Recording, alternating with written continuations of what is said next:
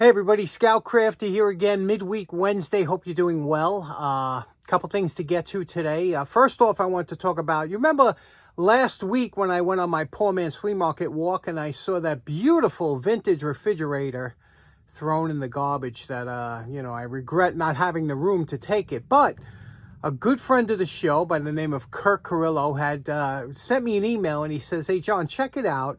This is the refrigerator I use every day." And sure enough, check out this beauty. It's a 1937 Westinghouse. It's the monitor style, and that means that it was those old monitor styles were basically like ice boxes that had the condenser and the motorworks put on top of the refrigerator. How beautiful is that, huh? And I said, wow, you are a lucky man, Kirk. And you know something? I'm totally convinced I was born way too late, because I should have been born in the 20s or 30s something, because I still love, there's nothing today that excites me. No new cars, no new appliances. I hate everything today. However, I love everything from years ago, like old kitchens. I absolutely adore kitchens from the 30s and 40s, and I could live with that for the rest of my life, never getting tired of it. And that was my era, 30s, 40s. I just love that. And those old appliances and do you know what I mean? So every time I see new stuff today, I go out here, I just shake my head. I say, man, what, just junk. The styling, nothing excites me. The cars look like crap. Anyway, so you could see I wouldn't get tired of those old style. I could move into a house that hasn't been updated since the 30s and 40s and be absolutely thrilled. So with that, let's get started with this old-timey bell. Loving this. Okay, for those of you just tuning in, a couple weeks ago I picked this up at a Long Island tool meet. It is an antique boxing bell, and we're going to be restoring this, getting this back into working condition. On episode 1, we had to do some work on the tower. I'll have a link in the description if you want to see that. But now we're getting to the part where we're going to start cleaning it up and getting everything back together. Let's get started. Okay, we're still working on getting this bell mechanically set correctly before we start cleaning and polishing and painting. That's the important thing. Now, if you remember, the last time we had to mess with the tower here, we had to replace that so this bell sits level, which it is now. The striker is hitting right where it should. However, now we have a striker issue. Now, I told you that this piece of wood here doesn't look like it's factory. It doesn't look like, because of the back here, but either we'll make another one or whatever the deal is. But let me show you the issue we're having now.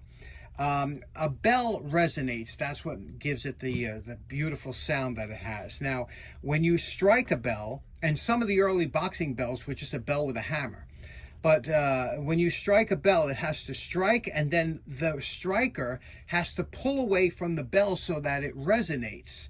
If not, this is what it's going to sound like. Watch.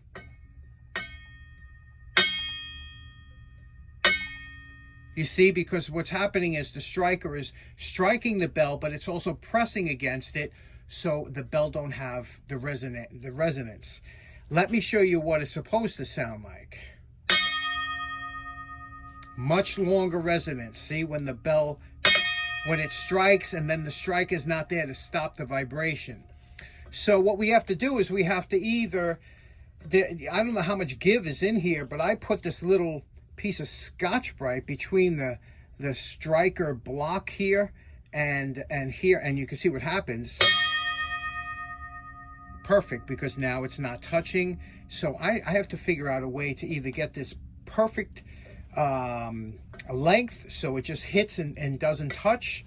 That's what we're dealing with now. This is much more complicated than you would think, right? So let's get working on that, and we'll see what we're going to do. Now, here's that striker. You can see how it's made. I'm sure they were made similar, but like I said, I don't think this one, I don't know if this is factory, whatever. Here we shortened this spring by cutting one link off and then bending it over. So this is short now, so watch how this operates. Thing of beauty, isn't it?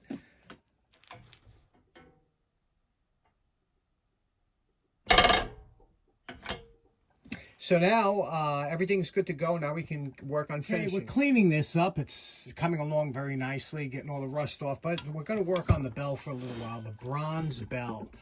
Now, bronze over time will develop, and I hate to even use the term patina, but it develops a coating, and it's usually a bluish green, much like the Statue of Liberty, which is, I believe, a copper, but this it has that same greenish glow.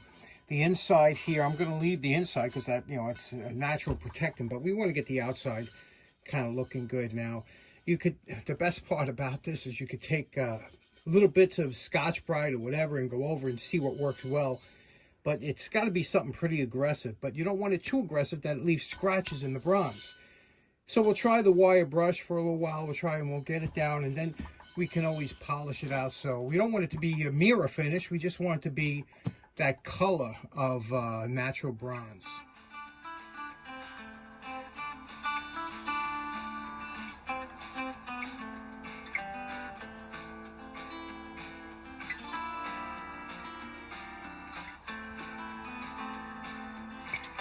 Okay, we're ready for paint here. We got rid of all the rust using the Dremel with small wire brushes and getting all the rust out of here. We wiped it down with mineral spirits. It's all prepped, ready for paint.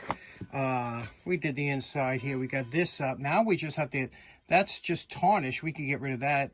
A little polish, we got rid of all that 100 years of buildup. So now we're ready to paint this. We did the bottom too. It's all cleaned up. And we're going and we're moving. Okay, everything has been painted now. We have it, we sat it on the furnace overnight, so everything is nice and baked on there. We also have the bell. We're gonna have to polish this out somehow. Again, we're not making it a mirror polish. We want it to be a nice color. This is a heavy, and you can tell this is about 1/4 of an inch thick over here. Nice heavy bell. We got to work on that. And we also have the base that we're going to have to finish up and mount it to the base. We also have to make another striker. Okay, we're going to have another striker here. We're going to have to line everything up and tune it up. So we got a lot to get to. Let's get started. What do you say we start on cleaning up the bell? Now, if you remember last episode, I used a wire brush to get it down, to get off all that 100 years of oxidation. But now we're left with this a dull finish, which is nice. It's smooth. It's nice. Now we're going to use to polish this up. And again, we don't want to mirror polish. That'll show fingerprints. We just want to get it into a nice look. And what I think we're going to use is the fiber wheel. This was introduced to us by Joe's shop. Joe was the first one to let us all know, and this has been a game changer for all of us. And if you don't have one of these, they're cheap. I'll put a link in the description. I get these at Amazon. I get the thin one. Don't get the thick one. It's easy to get in. 180 grit, and it goes on your buffer just like this. And I wear them down. I take them all the way down until I'm just skimming the washers. Okay, so let's change this over and try this out. Now, when you're putting on your new wheel, if you notice there's a little bit of play in there, okay? That's no problem. All you have to do is take some paper, just regular paper, wrap it around the shaft here like this until you build up a little bit of a kind of a bushing on here. Paper has a very good compression factor, so it really works well. Just wrap it around a couple times until you get about the right size bushing. Slip this over the paper. And now you don't have as much play. And again, this is what really holds it on there. The paper is just acting to center it up until you get this kind of centered up. When you first turn it on, it's always going to be a little bit out of round, but after you use it for a couple seconds, it works itself in.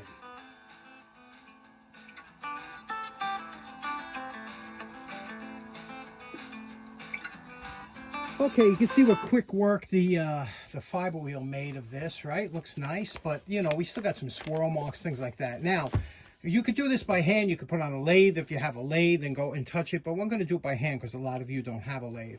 What I'm using here is Scotch-Brite. Scotch-Brite comes in many different grits, you know. You can get the regular Scotch-Brite that you buy in the home center, which won't scratch. We'll save that for later. This one here is a little bit more gritty.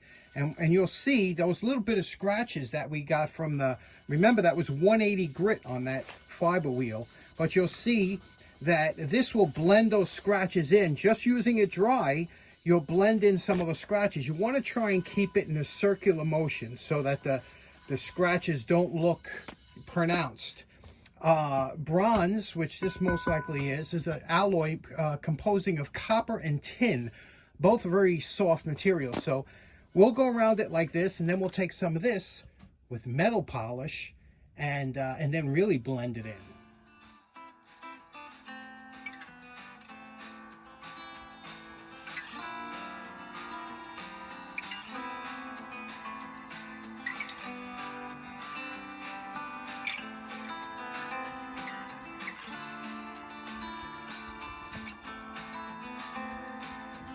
Okay, now this is as far as I want to go on it. Now you could make this into a super mirror finish. Look, I mean, already it's got some mirror qualities. I didn't want that. I wanted kind of a dull bronze. You know, this will dull out in a couple weeks, you know, just from the tarnish, but it doesn't show fingerprints. It's that's right where we want it.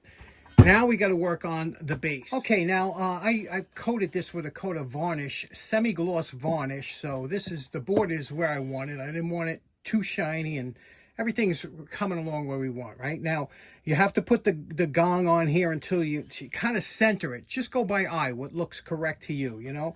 You want about the same space between the bottom of the bell and the base and here and the top. So that's about where we're going to have it, right? Now, it looks high. If you were just to do this with the base and you move it down, then the bell's going to overhang the bottom. So you have to have it together. Now we're going to get this centered out. Now what we want to do, I want to show you something, how I'm going to attach this to the board. Now, I could easily put 4 wood screws in and be done with it, but I want to show you something that you might want to put in your bag of tricks. Okay, once you have your item positioned correctly on the board, you want to take what we talked about before, transfer punches. They're nothing but punches that have a little point at the end. They come in sets. Everybody should have one. They come in so handy. And get the right one that fits in the hole. Put it vertical like this, point facing down, obviously, and give it a little tap, okay? And you're going to transfer. That'll put it in the center of every one of those holes. Go all the way around, okay? Now that'll leave a hole right in the center, okay, of each one.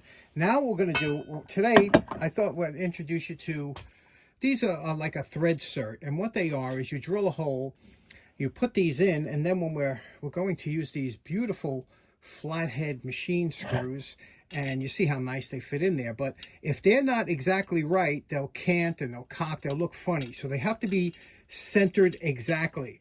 So once you have that transfer punch here, we can drill a hole. In this case, it's not, you drill a 9mm hole, you screw these in, and then this you could screw in and out anytime you want. Okay, you see we drilled the 4 holes in there. Okay, now what we're going to do is we're going to take our thread cert. We're going to use, in this case, we're using a 6mm ball driver from Bondis. And you see how that fits on there? And now we just screw this into the hole here, like this, pressing it down, and those threads will seat into that hole. And when this is fully seated, and it takes quite a bit of pressure to get them in there, you're pushing down. When you're fully seated, like that, now you could screw in your 1/4x20 fastener in and out as many times as you want. How beautiful is that? And there's no holes on the back. See, it doesn't go through. So very interesting. I thought I'd show you that.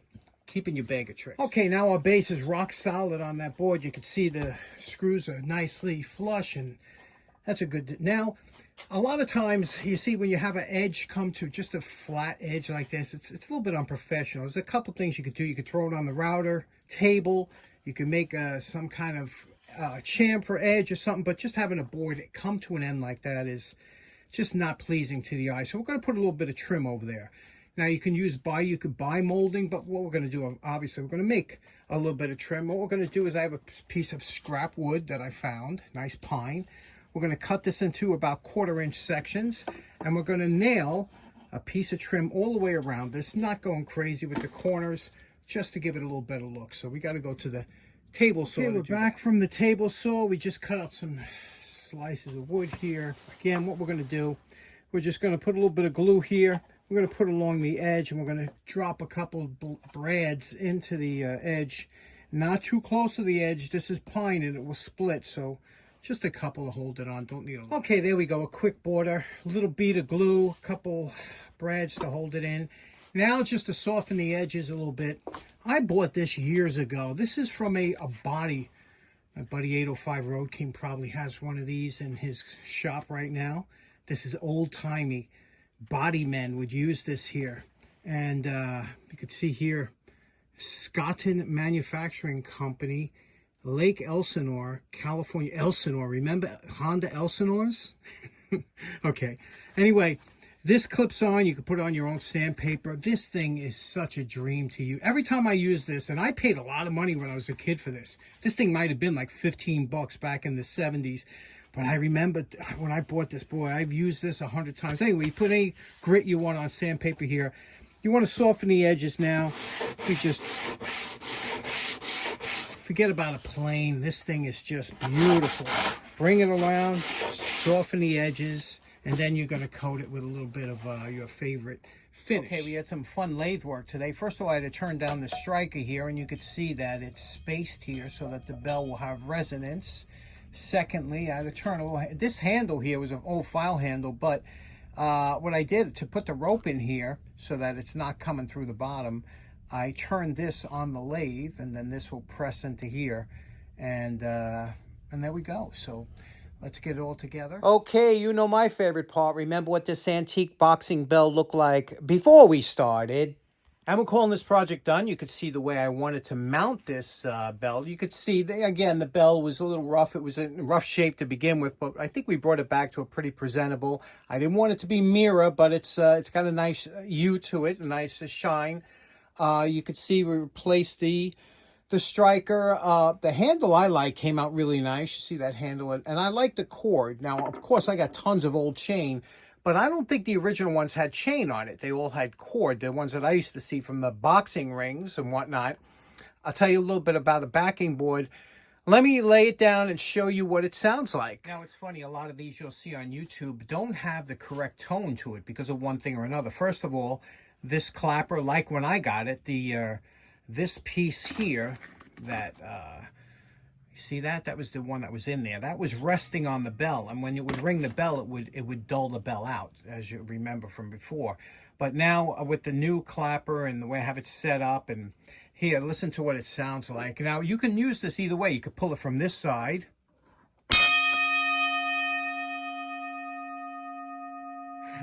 Now, iPhones, if it's too bright or too loud, will cut it down. So I'll have a little video of what it sounds like from 15 feet away, but that was pulling it here, and you can also pull it down from here. Sounds nice, right? Pretty loud, and has that nice resonance. It's still going. Nice resonance. Okay, if you look at what I did to the back here, I made what a kind of French cleat system. Now, a French cleat system is where you have two pieces of wood like this, and they hook up, and when you put this against the wall, and then you can just put it on here, and it'll lay against that, okay?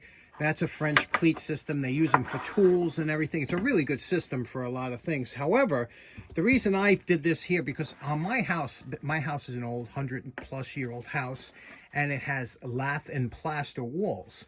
Because it has lath and plaster walls, they used to put what's called picture molding, and picture molding was around about a foot from the ceiling around the entire room, and that's what you would hang your pictures from, because you don't want to start putting holes into plaster, because you can make cracks and big dents and inclusions into the plaster. So what they do is they have the picture hooks that hang on the picture molding, and you hang your pictures that way. That's the way I have it in my house. So that's why I did this, because now I could put this up on the picture molding, and this little piece down here will rest against the wall, and that way I can hang that up. And I can always take it off. It's only on there with 2 bolts on the top here, see? So I could take it off and on at any time. So there we go. Okay, so in closing, that was a lot of fun, right? I'm so glad it came out the way it did. I was looking forward to it. We got it working properly. And it also sounds really good, very loud, right? Much louder than I expected or anticipated. Hope you enjoyed the project. Thanks so much for tuning in. Take care now. Bye-bye.